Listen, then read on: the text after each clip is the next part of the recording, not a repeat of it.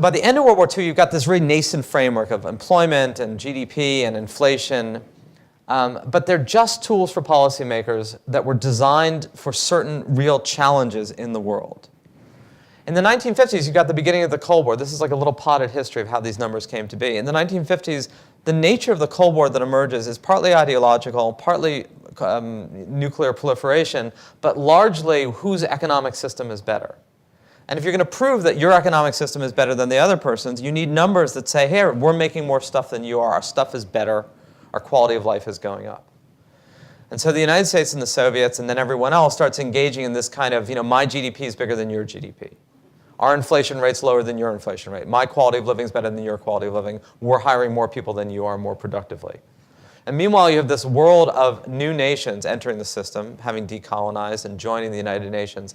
And the first thing you have to do in the 1950s, if you're a new nation, and the first thing you do is you build an army, or you set up, you put people in your national insignia, you design a flag, you probably unveil a national airline, and you start measuring GDP. And you start measuring GDP because if you're a new country and you want to go to this new institution called the World Bank or the International Monetary Fund or any other economic institution, say, hey, we want to augment our activity, you have to be able to show that the reception of that money will lead to more GDP, will lead to more economic output. So everybody in the world starts measuring this thing called the economy that hadn't existed 20 years before in exactly the same way, as dictated by the UN framework of national accounts, which comes right out of Kuznets, right out of Keynes, and right out of Great Britain and the United States. And so lo and behold, by the 1960s, we're suddenly living in a world where these numbers are shaping policy, shaping attitudes, and shaping international life. And then you have organizations like Fortune and Forbes and Henry Luce, touting the wonders of this economic system that is America as being the leading part of the world and using these numbers as the fodder for the argument. So in many ways, and I'm going to just jump all the way forward, we still live in that world in terms of how we talk about this thing called the economy. But think about it for a minute. All of us have a personal story. We have a personal history that's shaped by when we were born, where we were born, how we were raised.